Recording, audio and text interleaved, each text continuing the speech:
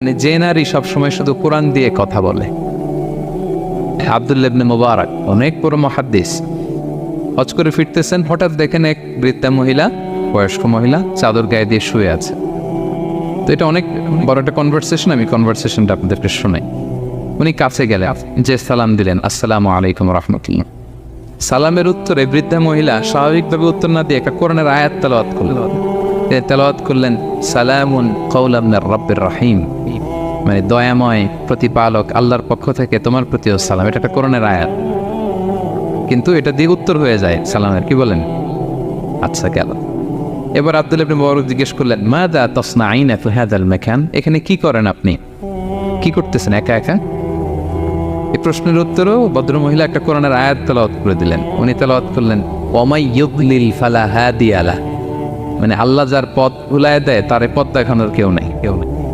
মানে বুঝাইতে চাইলেন আমি পথ হারাই ফেলছি। কি বুঝাইতে চাইলেন?